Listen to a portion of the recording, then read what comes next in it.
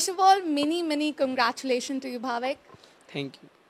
Okay, Bhavik और मैं जब इंटरव्यू से पहले बात कर रहे थे तो भाविक का था कि उसे चाहिए था कि 50 तक आ जाए या 50 से ऊपर तक आ जाए रैंक, लेकिन फर्स्ट आना, इसके बाद क्या आपका रिएक्शन था?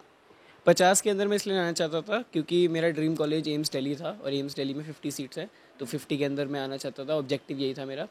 लेकिन पेपर मेरा बहुत अच्छा गया था और काफ़ी दोस्तों से बात करके ये कंक्लूड किया था कि 50 के अंदर आना तो हो जाएगा।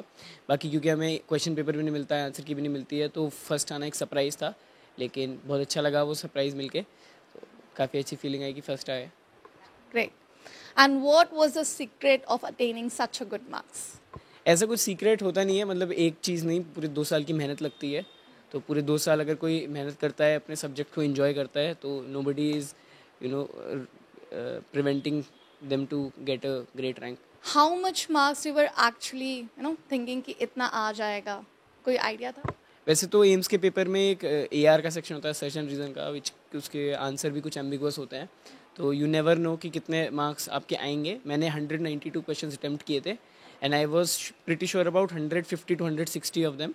और उसके बाद AR वाला सेक्शन, जैसे मैंने बताया, थोड़ा सा एम्बिगुअस होता है, तो उसमें भी लेकिन मैंने अपने बेस्ट फिट आंसर्स डाले थे। तो लेकिन यू कैन नेवर नो कि कितने मार्क्स आए किसी के, क्योंकि वो रिलीज़ ही नहीं करते हैं, ना क्वेश्चन पेपर, ना आंसर की, ना score card. Did you dedicately preparing for AIMS or you started preparing for NEET और उसके बाद AIMS अटेम्प्ट किया? एज़ मैं दिल्ली का रेजिडेंट हूँ, तो दिल्ली के डोमिसाइल के साथ जो बेस्ट कॉलेज अभी तक चलता है नीट के साथ, मौलाना आज़ाद मेडिकल कॉलेज, वो दिल्ली के रेजिडेंट्स के लिए थोड़ा सा आसान हो जाता है, क्योंकि ऑल इंडिया रैंक में 30 रैंक तक मिलता है वो, लेकिन दिल्ली के रेजिडेंट्स को वो 1200 to 1300 रैंक तक मिल जाता है। तो इसलिए शुरुआत से जब मेरी परफॉर्मेंस थोड़ी सी अच्छी थी, आई वॉज प्रिटी श्योर कि मौलाना आज़ाद कॉलेज तो मुझे मिल जाएगा, तो इसलिए मेरी प्रिपरेशन मोस्टली एम्स के लिए ही रही है इन द 2 years। तो मैंने थोड़ी एक्सटेंसिवली फिजिक्स और केमिस्ट्री, थोड़ी ऑर्गेनिक केमिस्ट्री अच्छी तरीके से करी है, क्योंकि आई न्यू कि एम्स में थोड़ी वो टफ आएगी। जो ये ऑनलाइन एग्ज़ाम था, तो आपको कोई डिफ़िकल्टी आई ऑनलाइन एग्ज़ाम देने में? वो मुझे, एक तो क्योंकि हमें पता रहता है कि एम्स का एग्ज़ाम ऑनलाइन होगा और प्रोबेबली अगले साल से नीट का एग्ज़ाम भी ऑनलाइन होगा, तो इसकी एक बहुत प्रैक्टिस रहनी चाहिए।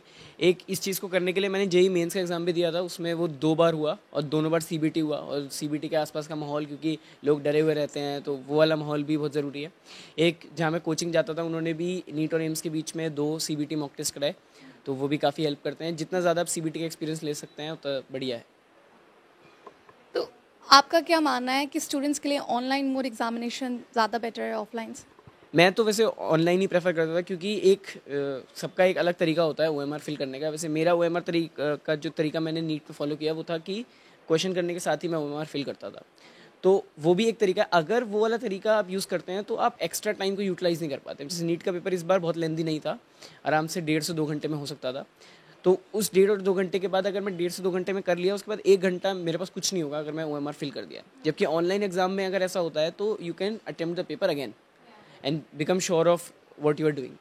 तो ऑनलाइन पेपर में ये बहुत बड़ी एडवांटेज है जो मेरे को बहुत फेवर करी। बाकी वैसे एम्स का पेपर थोड़ा ज़्यादा इस बार लेंदी था, तो I couldn't get time to even revise, लेकिन मतलब ऑनलाइन एग्जाम में ये हमेशा से फ़ायदा रहेगा कि you can do it again. And what is the difference between the way of preparation for AIIMS and NEET?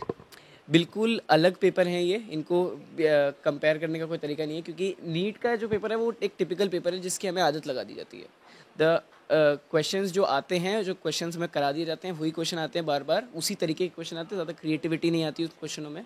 एक सेट पैटर्न है। एम्स का पैटर्न बहुत एम्बिगुअस है, एक तो किसी को पता ही नहीं है, क्योंकि फ्रॉम द लास्ट 5 years और सो ना वो पेपर्स रिलीज़ करते हैं, ना वो आंसर की रिलीज़ करते हैं, तो नोबडी नोज़ द पैटर्न। और जो मेमोरी बेस्ड क्वेश्चन मार्केट में आ चुके हैं, वो भी जितना मैंने पेपर देके इस बार देखा है कि काफ़ी इनएक्यूरेट हैं, क्योंकि मेमोरी बेस्ड में वो क्वेश्चन अपनी जो फील वहाँ पे एग्जाम में दे पा रहा था, वो मेमोरी बेस्ड क्वेश्चन नहीं दे पाता है। तो कोशिश ये करनी चाहिए कि मॉक टेस्ट दें अच्छे लेवल के क्वेश्चन के साथ, जो कंसेप्चुअली इन्वॉल्व हों, क्योंकि एम्स की खासकर जो न्यूमेरिकल पार्ट है फिजिक्स का और फिजिकल केमिस्ट्री का, उसमें वो कुछ क्रिएटिव क्वेश्चन डालेगा जो आपने कभी नहीं देखे होंगे। तो उसके लिए थ्योरी आपकी इतनी स्ट्रांग होनी चाहिए कि आप उसको न्यूमेरिकली अप्लाई कर पाएँ। असर्शन रीजन टाइप क्वेश्चंस जो होते हैं एम्स एग्जाम में काफ़ी बिग पार्ट रखते हैं, तो कोई उसके लिए कोई स्ट्रैटेजी है to solve that question? Assertion reason में बस ये है, एक तो जैसे फिजिक्स का असर्शन रीजन में एक NCERT में पीछे एक समरी के नीचे एक डब्बा होता है, पॉइंट्स टू पॉन्डर, वो अगर कोई पढ़ पाता है तो उसमें से कभी कभी असर्शन रीजन फ्रेम हो जाते हैं। बाकी वही है कि अगर आपका कंसेप्चुअल अंडरस्टैंडिंग स्ट्रॉन्ग है, आप न्यूमेरिकल कर पा रहे हैं, तो अगर एक बार आप असेशन समझ गए तो उसके बाद नॉर्मल सी स्ट्रैटेजी होती है, वो कोई भी आपको बताता है। जबकि ये एक चीज़ है कि जब हम मॉक टेस्ट देते हैं तो हम 1 और 2 ऑप्शन में बहुत कंफ्यूज रहते हैं, लेकिन वहाँ पे 1 और 2 ऑप्शन में इतनी कन्फ्यूजन नहीं है, वहाँ the question is straight forward, जो इसमें आता है। दूसरी चीज़ ये है कि असर्शन रीजन में तुक्के कम मारें, क्योंकि असर्शन रीजन का क्वेश्चन देख के आपको ऐसा लगेगा कि आपको आता है, लेकिन उसमें वो फंसाते हैं बहुत, इन द सेंस कि अगर आपको थोड़ी सी भी डाउट है कि मेरे को नहीं पता है, तो एम्स के पेपर में उस क्वेश्चन को छोड़ना ज़्यादा अच्छा है। And how much important is GK and reasoning section from AIMS point of view? How did you prepare for this section and how much time you devoted in it? GK और LR में क्या है कि after you give neat and you have a period of around 20 days, most people recommend कि the thing that comes in AIMS that doesn't come in NEET is GK and LR. So people used to prepare GK, but my recommendation is don't go as far as GK, because GK is the most easiest section in AIMS. People prepare GK at UPSC level, that is not required. Only superficial GK is asked. That too, I think 5 to 6 questions. That's it. 15 questions are from logical reasoning, which are even simpler than NTSC. So you don't have to apply any more effort for logical reasoning, and GK is only superficial. So rather invest your that 20 days after NEET in doing extensive physics questions. I would do. Normally AIIMS exams जो होते हैं वो NEET से difficult कहा जाता है उसे, तो ऐसे क्वेश्चंस के लिए जो डिफिकल्ट क्वेश्चन है उसके लिए आपने कैसे प्रिपरेशन की? मैं तो पूरे 2 साल में I never restricted my self कि नीट लेवल का करो या एम्स लेवल का करो, जितने अच्छे क्वेश्चन आप कर सकते हैं। Do not restrict your self with previous year question, क्योंकि एक तो जैसे मैंने बताया एम्स के प्रीवियस ईयर क्वेश्चन बहुत इनएक्यूरेट है।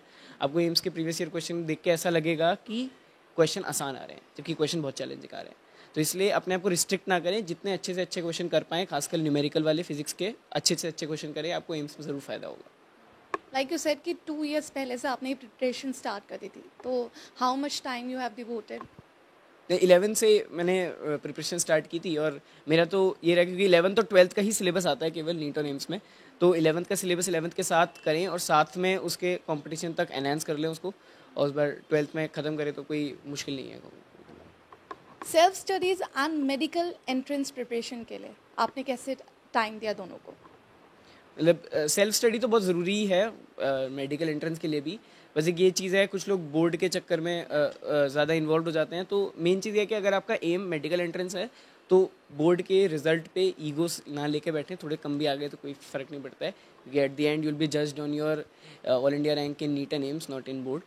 सो अगर बोर्ड में ठीक रिस्पेक्टेबल मार्क्स लाएँ, लेकिन बहुत ज़्यादा उसको ईगो पे लेके बहुत ज़्यादा नंबर लाने की कोशिश करते हुए यहाँ टाइम वेस्ट ना करें।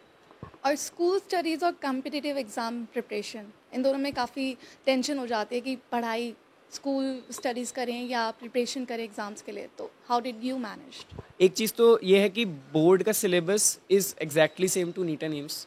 So if you, for the 3 subjects that come in NEET and AIMS, physics, chemistry, biology, if you do faithfully for medical entrances, then your board is done. For English and maybe a 5th subject you have chosen, for these 2 subjects you have to just, study a nick bit to just pass boards. Now I am telling you the last point again, that do not take it on your ego, just do enough to pass the boards. And you don't need to do physics, chemistry, biology, 2 separate ways. Just do it for medical entrances. It'll be all right for boards. As your opinion, how much important is the NCERT books? For NEET, it is the only book you should refer to. And for AIMS? For AIMS, it makes the base, like 70%. For biology, it's like 80 to 90% is NCERT. 10% maybe applications of NCERT and some beyond. For physics and chemistry also, NCERT is the book which forms the major portion of all concepts. So NCERT being done is the first priority. Then I'm saying that for AIMS, if you have to, aspire for AIMS Delhi, that is under 50 rank, then you must do, high level questions of physics and chemistry along with NCERT. You don't have to skip NCERT in any exam because it forms the base of the syllabus. Do practicing the previous year paper of AIMS help the students to prepare for NEET? NEET के लिए as I said, because NEET का paper out हो जाता है सारा का सारा, तो नीट के previous year papers are reliable, and in the sense कि आपको जब वो आप नीट के पेपर देंगे आपको लगेगा, आपको एनसीईआरटी की इंपॉर्टेंस भी फील होगी, because most of the lines are picked up from NCERT in NEET.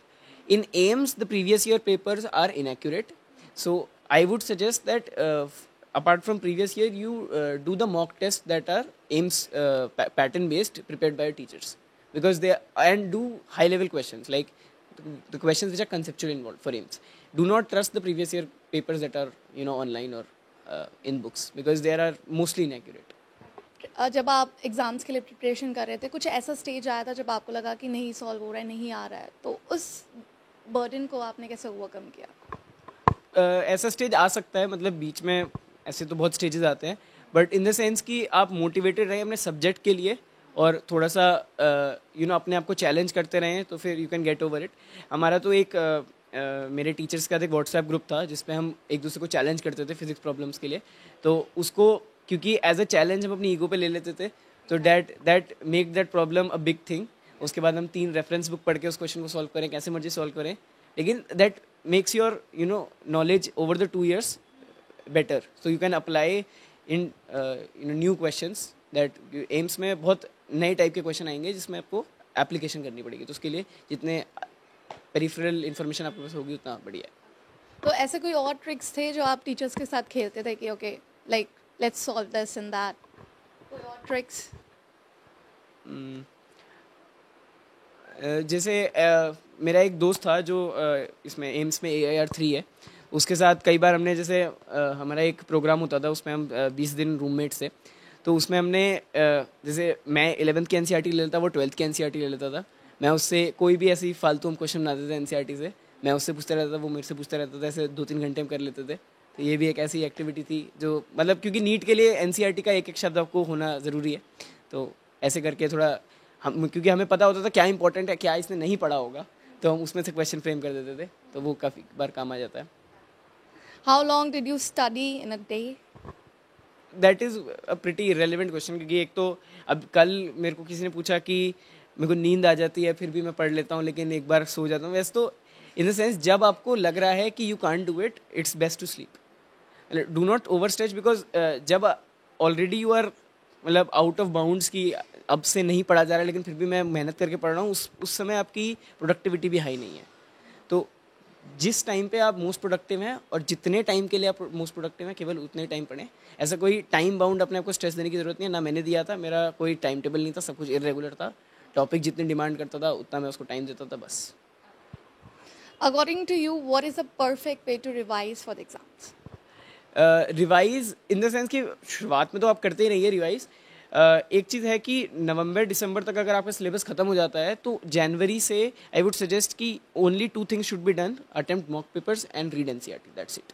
Parents का मोस्टली मानना होता है कि एग्ज़ाम्स के वक्त आप सोशल मीडिया पर ना जाएं, कुछ चीज़ों से आपको रेस्ट्रिक्ट किया जाता है, तो आपको कैसे आप फोकस करके सारे डिस्ट्रैक्शंस दूर रख के कैसे आपने प्रिपरेशन की?